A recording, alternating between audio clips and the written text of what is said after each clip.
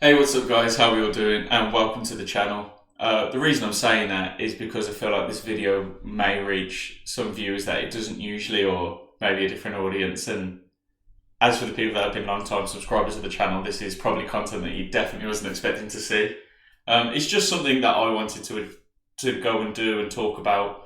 I know on the channel we do loads of stuff. If you've not been here before, we do it's mostly reaction stuff, but I've kind of been poised to do something where I'm actually able to create my own content about something I'm passionate about, which is obviously football and Birmingham City.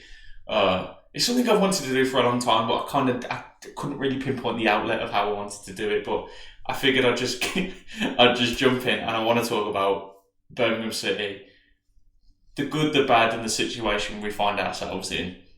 Um, The reason I've picked now to do it is it's a bit of a weird time, and I can't lie. It's at the end of the season, we're in a relegation battle. But I've kind of been looking on YouTube for kind of like I've been looking for Birmingham City fans to reassure me about the situation we're in, and there's a few out there having a dabble and talking about it. So I just want to throw in my 2 pence and hopefully spark up a conversation about the Blues in the comments, or maybe just get the channel out there and create some Birmingham City based content for the supporters of the club and for English football in general. I'm willing to talk about anything on the channel. You can go back and find that out yourself. Don't worry. But it's funny because I've just took a look down at my notes that I made yesterday. It's got the opening introduction, something positive, the reality, and then maybe something else positive. And the reason I'm laughing is to find 2 things positive. That's a big one. But I'll give it a shot. So before we get started on the video, just in case this goes out there, I think the first thing that all Blues fans feel we should do is show our appreciation to Tom Wagner, Tom Brady, and everyone at Nighthead for what they have done to the club. It's so weird. It's such a parallel universe when you look at Birmingham City at the minute, because everything that's happening off the pitch is so overwhelmingly positive.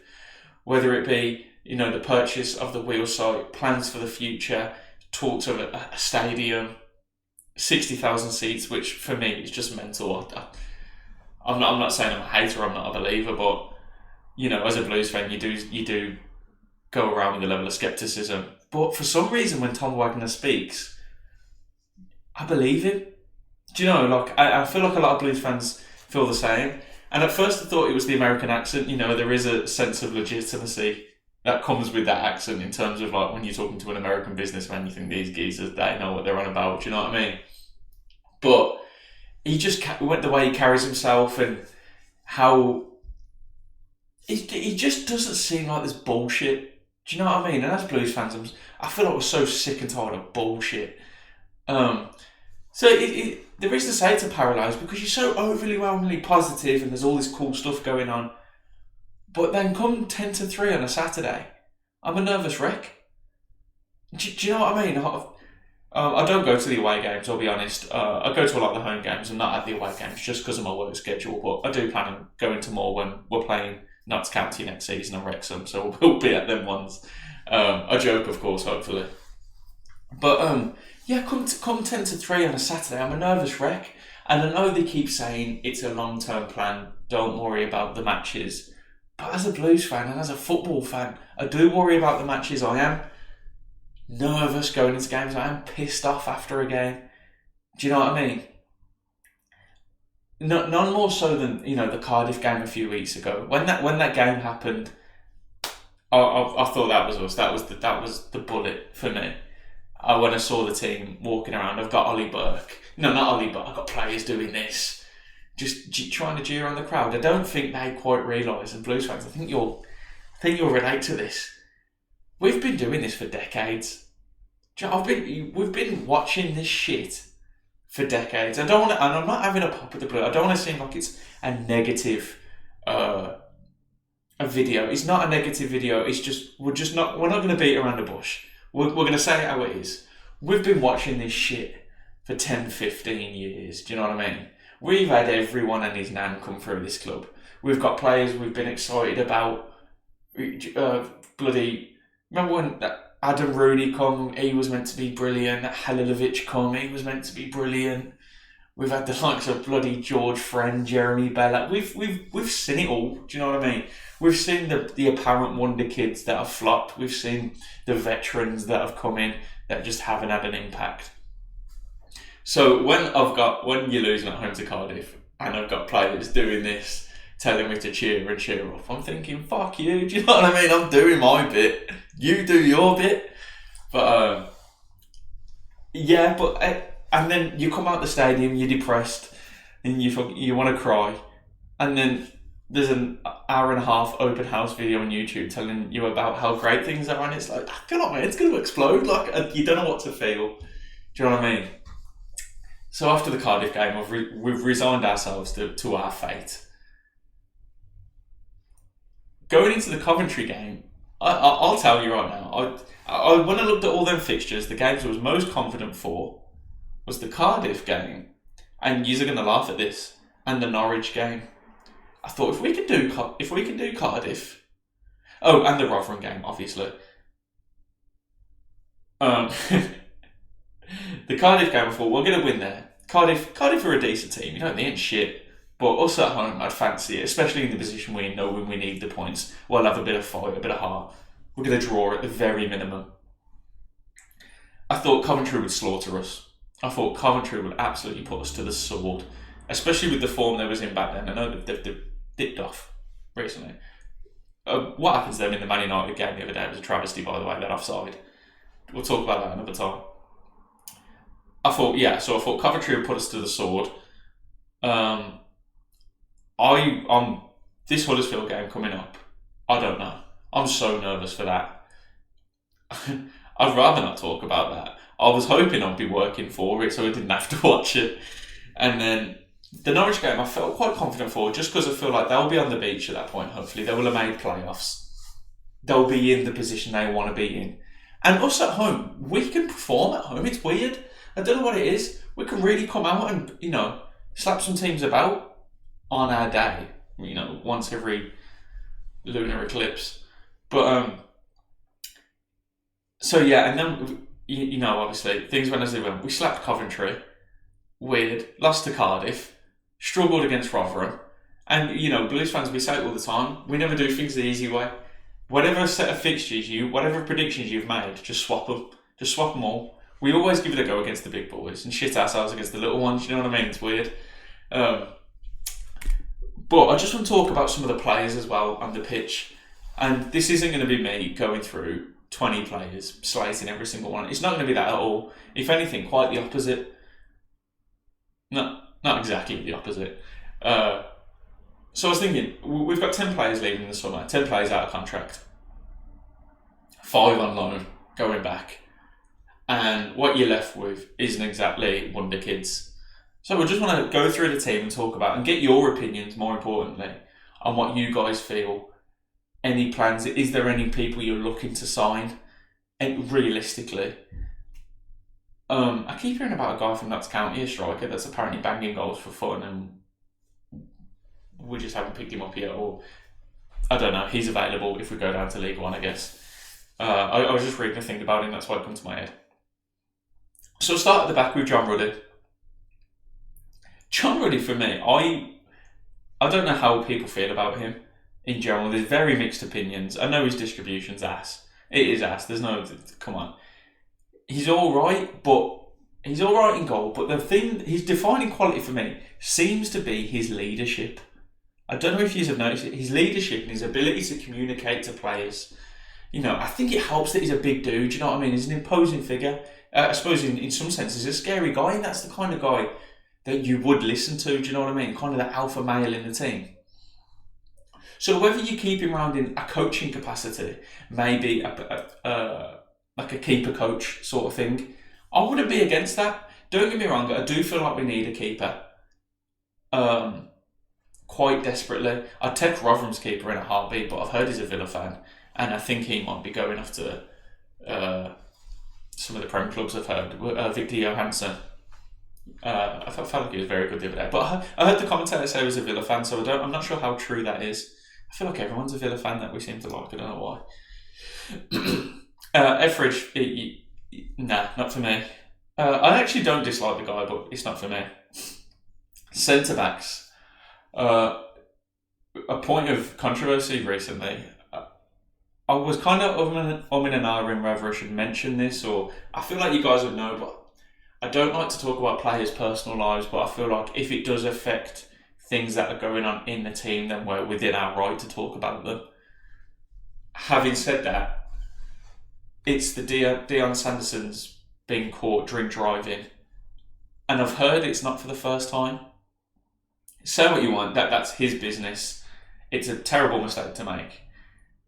That's not captain material, and that's why John Ruddy had the captain's armband in the Rotherham game. Because that is something I noticed with my dad and was a bit confused, but that's the reason why. So then it does leave you also wondering who is the next captain in line. Now, qualities that you need to be captain. I know people will straight away go, well, you need to be a leader and you need to be able to communicate. Yeah, true. But the thing that no one mentions is consistent performances. If you can communicate and lead other people, I'm happy for you. But if you're dog shit, and I'm not saying Sanderson's dog shit, but if you're dog shit, your voice doesn't hold any substance. Do you know what I mean? And I feel like players that talk so much and are shit, they just dilute their words so much that it's water essentially. So another shout for captain is I've saw people talk about Bielik. I'd leave it with John Ruddy for the rest of the season, but then going forward, Bielik is a player that it's been a roller coaster for me and my opinions about Bielik, and then talking to Blues fans at the game and just around work, and the overwhelming opinion is he's a centre back now. We no longer view him as a midfielder. He's a centre back, and I know he did used to play centre back for Arsenal, and for some reason he worked his way up the field, and it's just never really worked. And he likes the game in front of him, as people always say. However, there's something that I've heard about Bielik. It's an opinion that I despise when I hear in the Championship, and that's if we go down to League One, he won't want to play League One football. There's nothing that pisses me off more than that sentence about anyone. Because let's not forget, Bielik got relegated with Derby. He's been relegated with Blues. Then by all standards for me, you're a League One player. And I know you're part and parcel of the team, you're a byproduct of the entire team. But if he was a wonder kid, we look at Somerville. Say Somerville had the season he had, but Leeds weren't going up. People say he's a Prem player. He needs to play in the Prem. He's that quality. Okay. Well, he's Prem quality, and his performances have showed that consistently. If you're performing consistently as a League One player, which a lot of our players are, they're playing to that level, I feel, you will end up in League One. This is what pisses me off. This is the second team you've been relegated with. So whether you want to play in League One or not, I don't know. You've been relegated twice. Does that not tell you something? I'm not saying that you're League One quality, but your performances have contributed to that. A few people, I've heard people saying Laird don't want to play League One football. Laird's a brilliant player on his day. Championship and Prem players are consistent. That's the difference. I'm sure there's some League One players that are Championship and Prem quality, but they only do it twice a season, and therefore they're in League One. Do you see what I'm getting at? And this is just my opinion. I'd hope a lot of you would agree, but I hope someone would disagree so we can have a conversation about it. But I feel like I'm going on a bit of a rant now, so we'll move on. Our fullbacks have been a godsend this season, and I'll talk about Laird in a minute. Buchanan, I love Buchanan. He's on a 5-year contract, so I think he'll be staying whether we go down or stay up or what. And if he doesn't, then we're able to charge a decent fee for him if he's got I think it'd be 4 years left in his contract when this season's out. I love Drame, and I don't feel like he gets the respect he deserves. Especially, he hasn't been playing under Eustace, and he didn't really get any games under Mark Venus. And I love him. I don't really. Is it because Laird has got that attacking prowess about him? Drame gets forward. Drame's decent going forward, but I think he's a trustworthy pair of hands at the back. I feel like that's what they see him as, and with Laird, you get that attacking sense, and the fullbacks have seen as the season's gone on, they've got better at knowing when to stay and when to go. Laird, these past few games, for me, his game management is one of his best skills. Let's say that. His game management defensively, he knows when to go down, he knows when he's strong, all of that. But going forward these past few games, his passing has been very bad for me. And you'll know what pass I'm talking about. You know, you just get past the halfway line. You're probably laughing now because you know what pass I'm going to say, because we've seen it 10, 15, 20 times. Just got past the halfway line. I either want to play down the line to Miyoshi, inside to Stansfield, one of them, because there's going to be a fullback and possibly a centre back here, straight out for a goal kick. I've seen it 3 or 4 times in the Rotherham game. I've seen it once or twice in the Coventry game, but with a bit more success, obviously. At the start of the season, he played that pass often and it worked, and now it doesn't. Which tells me the pass isn't the problem, it's the ability. I don't know whether it's a confidence thing.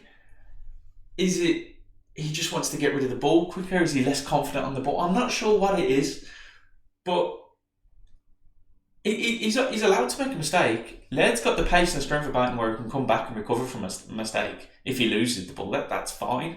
You know, at this level of football, you're going to make mistakes. But when you see players losing core skills that you think they had, that concerns me a little bit.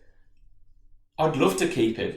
I'd love to. I'm not saying for 1 minute we get rid of him. I'd love to keep him, stay up or go down. I don't think we'll keep him if he goes down. They won't be able to, because he's not a League One player.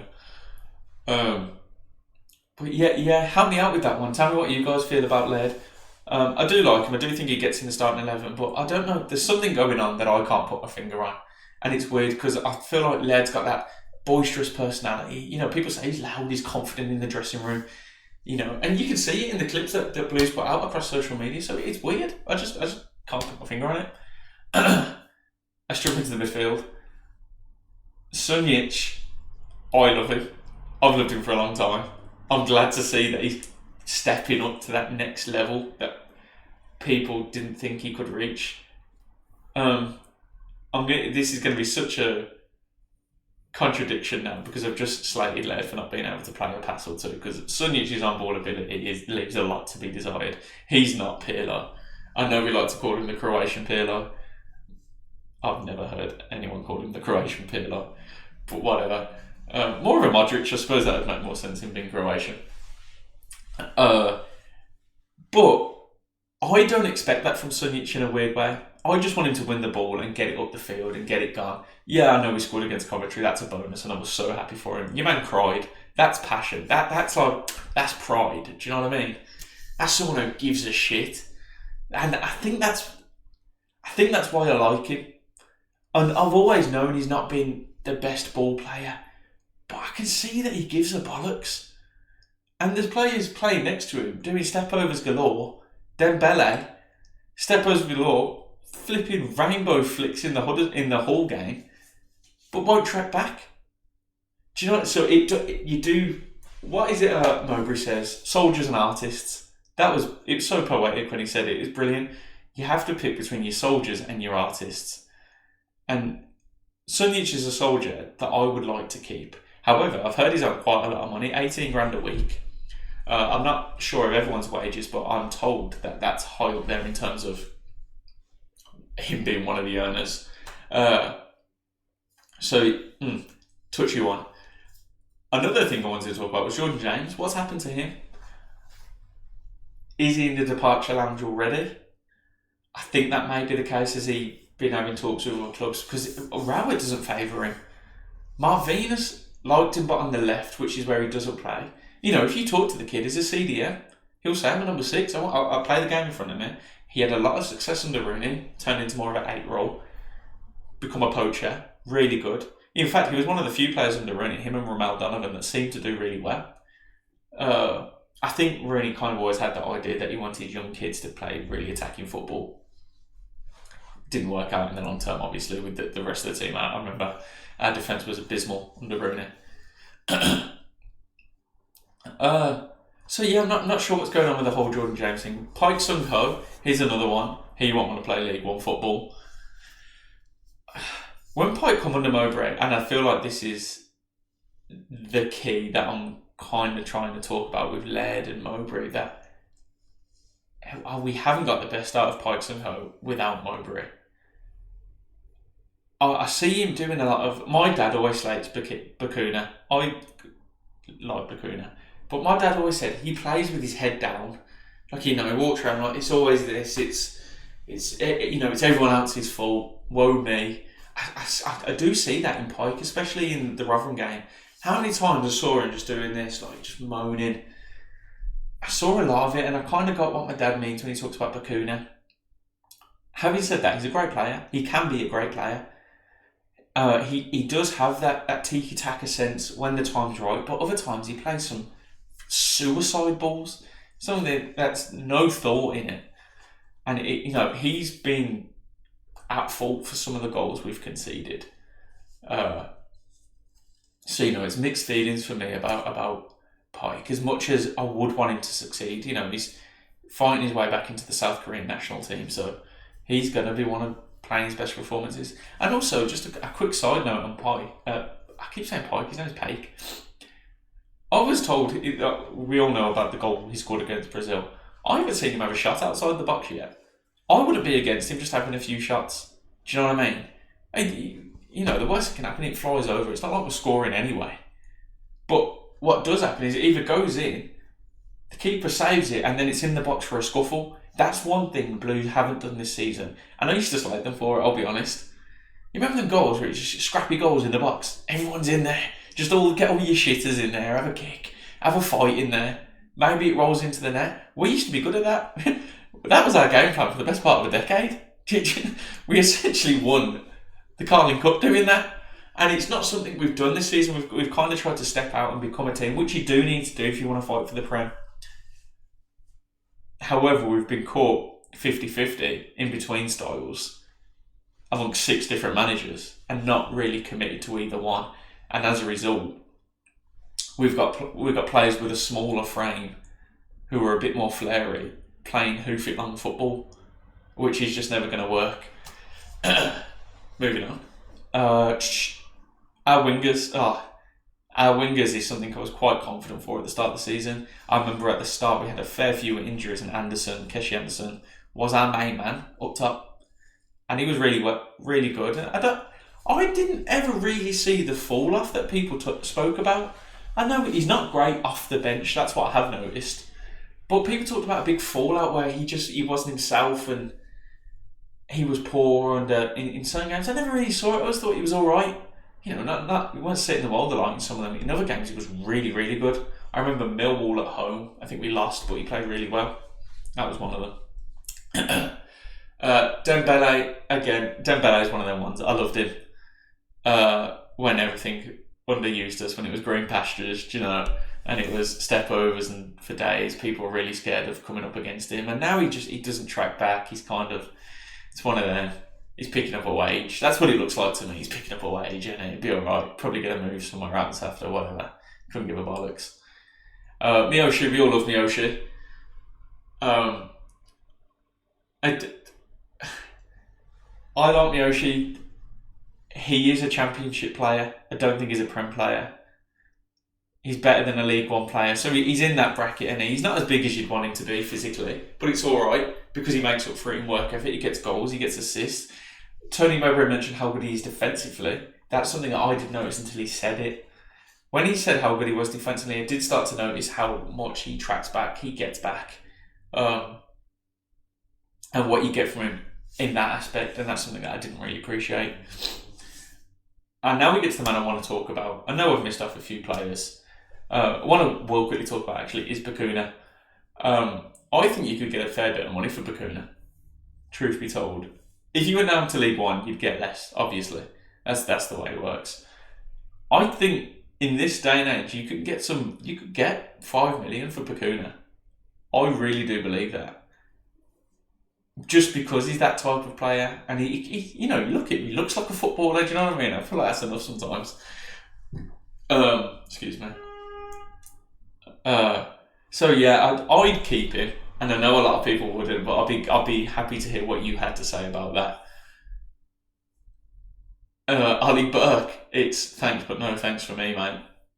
Thanks but no thanks for me.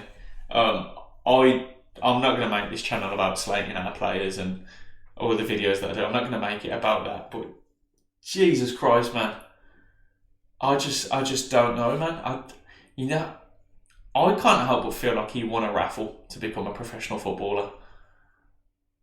And I know that's nasty, man, but no goals, no assists, no work ethic, not one redeeming quality for me, really.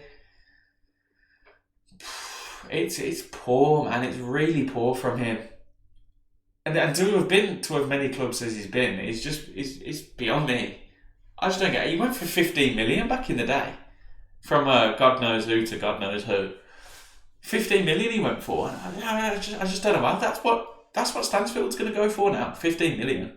Easy. Between 7.5 and 15 maybe. Possibly 20. And you think you're just so far off that. It's unbelievable. It's funny. I said I didn't want to slate players, and I just stood here and just ripped piss out of him. Whatever. Forward, Djukovic, build the statue. Build the statue right now next to Trevor Francis. I love that guy.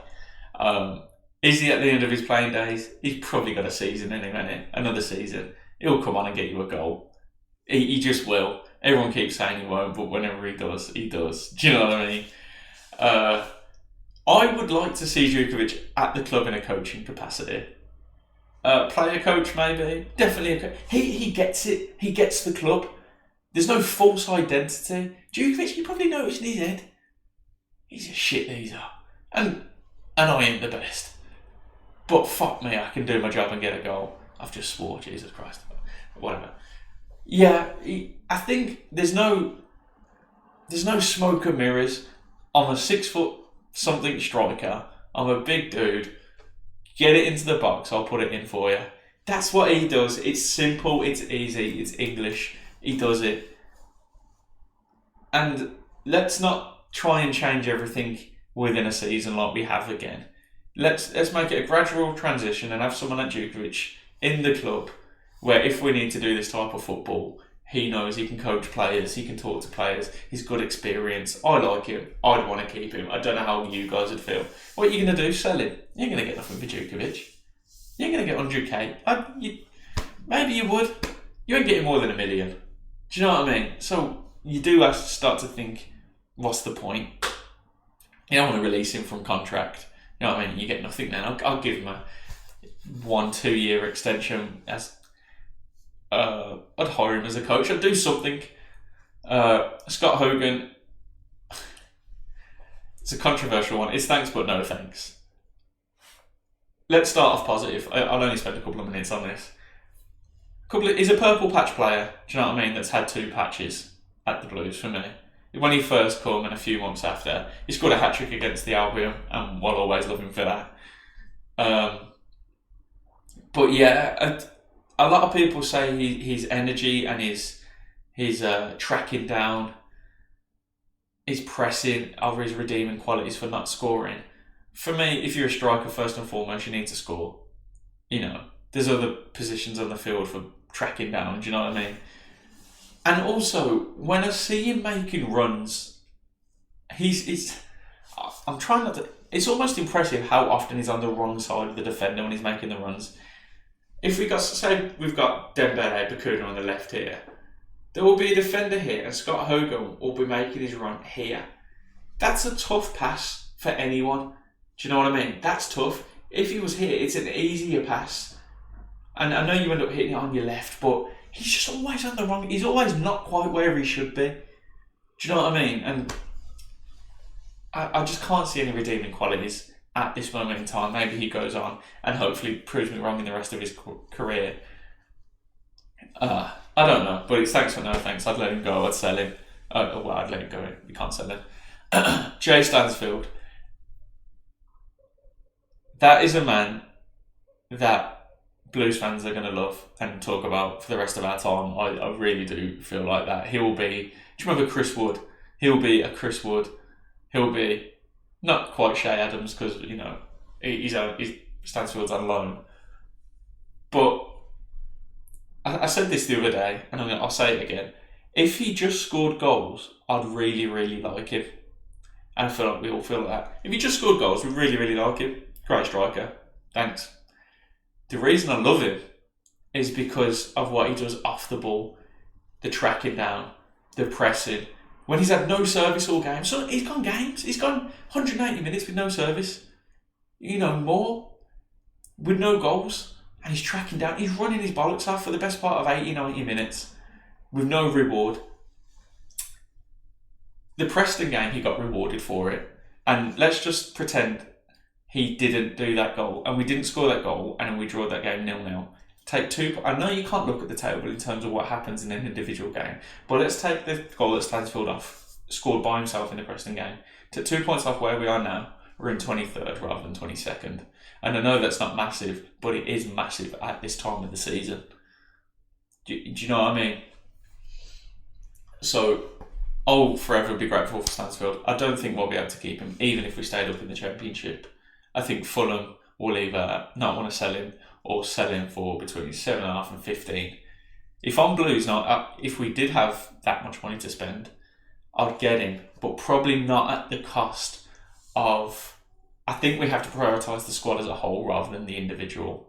Do you know what I mean? Rather than spending 7 million on a striker when we've got a budget of 15, I'd rather disperse that equally around the team. So I know I've talked for quite a long time. I just want to get your opinion. What are your opinions? Who do we keep? Who would we sell? What do we look for looking forward? I've just moved on to my parts in the note where let's quickly talk about the relegation battle. I don't want this video to be an hour of me just ranting at you. So let's quickly talk about the relegation battle. Do I think Blues will go down?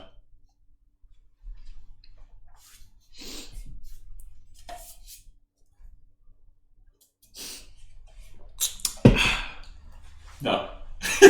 No, I don't. I can't admit it. I can't go into 2 games thinking we're going to go down. I don't know where I've managed to find an ego as a Birmingham City fan. I can't accept that we're going to go down because we've been here before. Not necessarily with these players, but we've been here before. So who do we think will go down? It's going to be Rotherham, Huddersfield. You're going to hate this, and this is going to... People are going to come at me in the comments for this probably. I think it'll be Blackburn. Blackburn have got some tough games, man, and the form they're on. I don't wish it because John Eustace is the manager and I like John Eustace.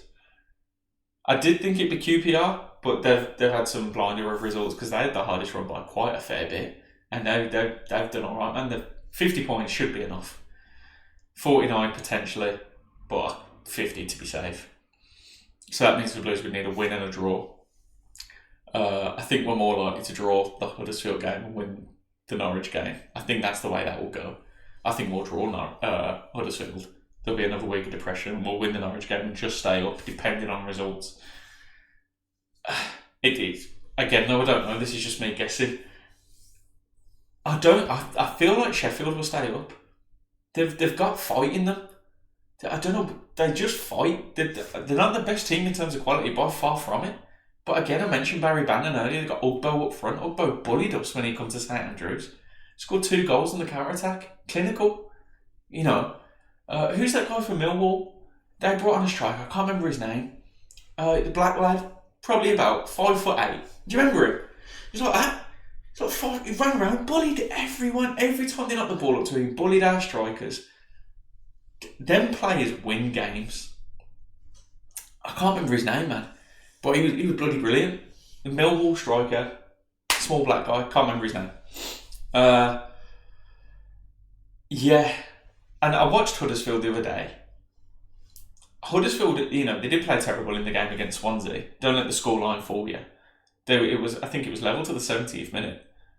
And then they scored one and it was just capitulation. Heads dropped. And they kind of looked like a team that had resigned themselves to their fate. Kind of accepted what was going to happen. And then they were scoring at will, Swansea. I think it ended 4-0. It was an absolute battering in the last 20 minutes or 15 minutes, whatever it was. It was hard to watch, but it led me to think that in the Huddersfield Birmingham City game, whoever scores first wins. I think it'd be 1-0. I think it'd be 1-1. I can't see there being more than 2 goals in that game. That's going to be a horrible, cagey game. Blues don't like playing away. Huddersfield have got a lot of pressure on them because the pressure's on the pressure's on both of us. Don't get me wrong.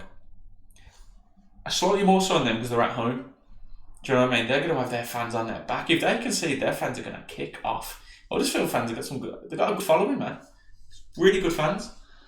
So I don't know. I'm trying to wrap this video up now because I feel like I've been talking at you for a very long time. I hope you've enjoyed it.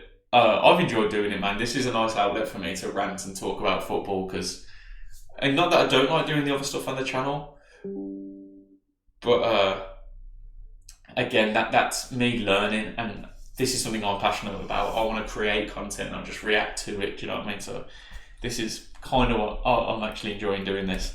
One more thing is something positive. To finish on a positive note,